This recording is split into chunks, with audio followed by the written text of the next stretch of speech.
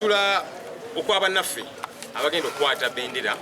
eza National Unity Platform babeere n'akabonero akamanvuuli ku bifo ebyenjawulo kuzze nga kugenda mu maaso. Okusunsula kuno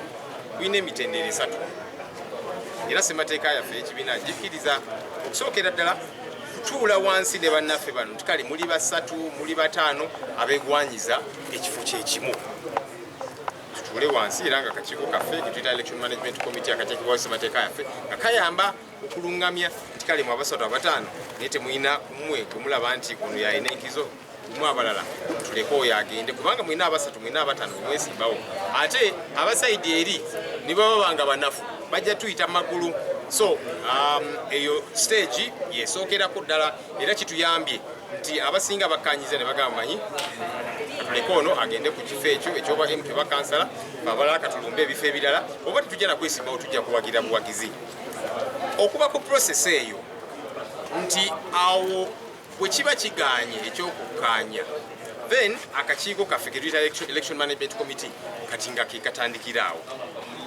okuveetinga bannaffe bano okusunsula era nga bannaffe bano abegwanyiza ebifo ebyenjawulo batuula wansi nabo buli omu ne bawayamuko era nga balina criteria gye bagoberera okugaba maxi okusookera ddala omuntu wona alina ebisangizo ebyekifo ekyo kyoyagala oyagala bwa MP qualifications ozirina ezeetaagisa eri ku bisangizo. Ekyokubiri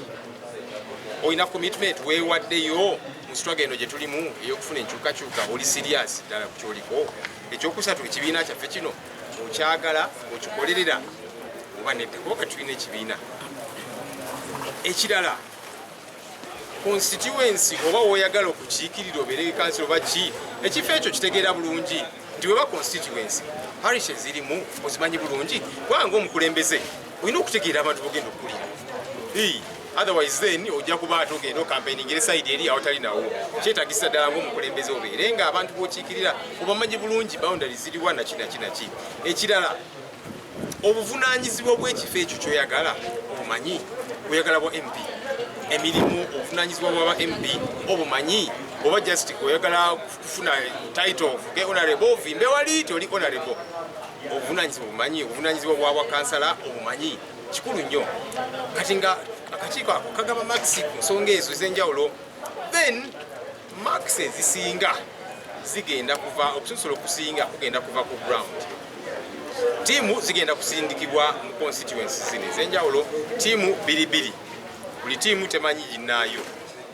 nga bagenda ku ground okuwulira abantu bo ki kye bagamba kubanga mwatu kino people power abantu balina okwetaba mu kusunsula kuno. Abakulembeze tebayinza tuula wano ku kitebe kyaffe ne basalawo eyo tujja bawo ng'ate abantu tebayetabye mu process eyo abantu balina okwetaba mu kusunsula kuno. So tiimu ezo nga ziza abato abakadde zisampulinge ziyite mu bitundu bya constituency ebyenjawulo nti bannange mwekuba n'abantu bano abasatu mulaba mutya ensonga eno. So abantu nabo wendowooza zaabwe awo wewagenda okusinga okuva ekinyusi era omuntu atali ku ground kukeeredde. So kikulu nnyo then report ezo akakiiko kajja zifuna kakole embaliriro obulungi then muveemu omuntu anakwata bendera ey'ekibiina kya NUP ku kifo ekyo oba ku bifo ebyenjawulo. Enteekateeka eyo egenda tandika muswabuli ejja kuba twagala wiiki ejja weenaggwera nga ensonga zino tuzimaliriza. So tiimu za njawulo tujagenda mu constituency emale ennaku zibuulirize nakiso kaweefube oyo tiimu zigenda sindikibwa mu bitundu ebyenjawulo kutandika enkya. Tiimu zino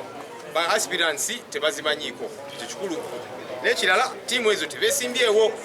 ate n'ekirala nti bw'oba katugambe obeera Nakawa West tuyinza kusindika Nakawa West kati gwe tujja kusindika Nansana tujja kusindika Mbarara ab'Embarara betujja okuleeta mu bitundu by'ewakiso wakati bwe tukusindika mu kitundu ky'ovaamu naawe oba olina abantu oba oyagala obeera olinako kabayasi kakyekubiira. So nga kikulu nnyo okulaba nti process eno ekwatibwa mu bwenkanya era n'abagyetabyemu nti oli bwe banaamuwangula akkirize bulungi nti wewaawo fulaga tebagimpadde naye oli gwe bagiwadde yabadde asaanira fulaga eyo.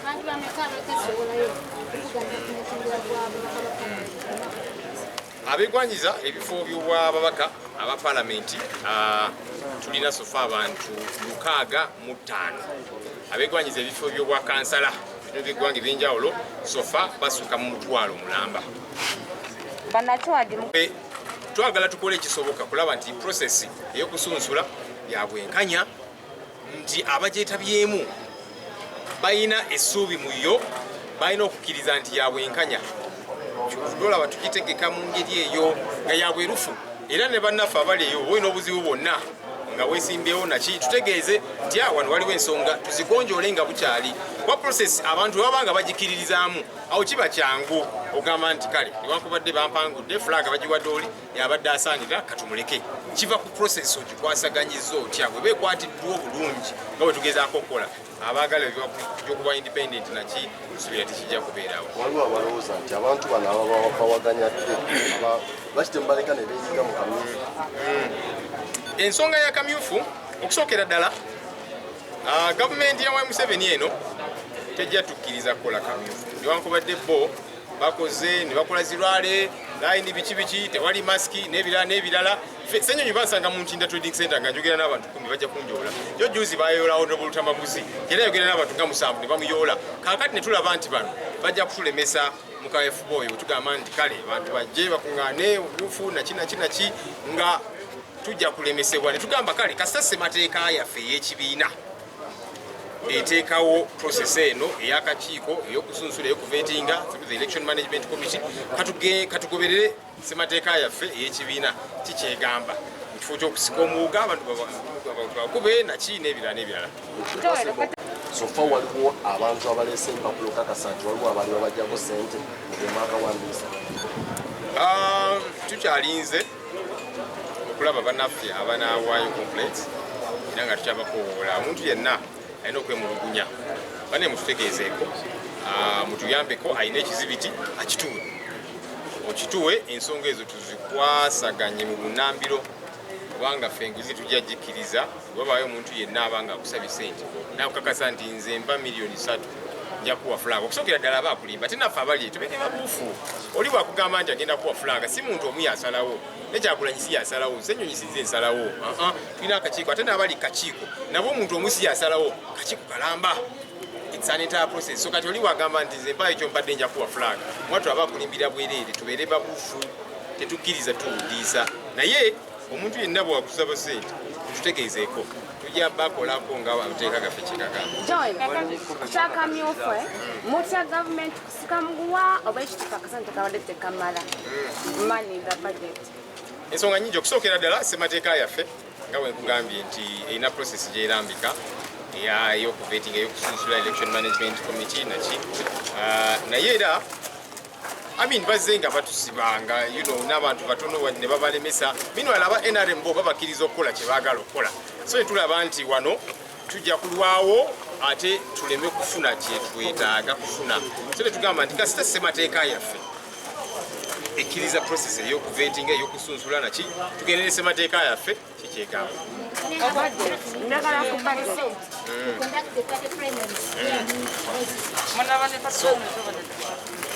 So even if we had wanted really to have primaries as should be, without a doubt, this government was going to frustrate our efforts.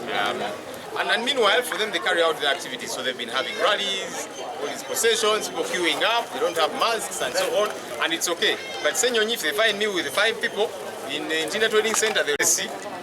Eyokusunsula era bwe nabagambye nti tutandikira wali abantu okutuula ne bakkaanya waliwo abakkaanyiza already naye tetwagala kufulumya butundutundu nti kati eno kyawedde twagala process wenaggwera wiiki ejja tufulumye olukalala olulamba twagala kutoolako butundutundu nti kati wano kiriwo ekiti wano twamaze nakinaki twagala tukimale obulambulukufu so tulinde ekibiina kikye kinagamba so abali abagamba nze bampa badakaadi naki mwattu balimba kubanga ng'ekibiina tunavaayo tugenda kuvaayo n'olukalala wiiki ejja. Ndango olunaku olwaleero ndi wano kubanga mbasikubi vetting process bengasobola okufuna kaadi ya people power bano ndimusandufu ino ndiproseyo njibisemu bulungi kubanga ebibuzo byonna byonna bibambuuziza mbiise era nsuubira nti kaadi nize njja okugitwala. Ensonga lwaki ndikusimba ku kifo ky'omubaka wa palamenti nsonga nini aye kusookera yala nti abantu baife ab'omukyalo eyo abantu tamana bungi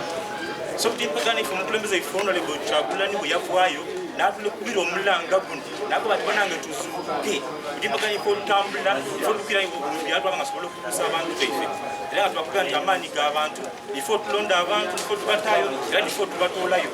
ife tukooye nolulingi pata eriwo lwaki nti yaziba abantu bonabona amaiso abantu bonerala nga bali just bamukiiko basandikire baako aisaawe n'abantu babuufa okuva people power era n'okuboya bwayo nti eidye era yo nefuusa nti political party abantu bazubika amaiso era ndikiriza nti ekisanda kino kiri kuyiraku Museveni ali kujja buli mu mbeera yona yona abantu babuuse abantu bagezibwaire era abantu balwedde okulonda Honorable Robert Kyagulanyi okutta mu ntebe y'omubaka wa Uganda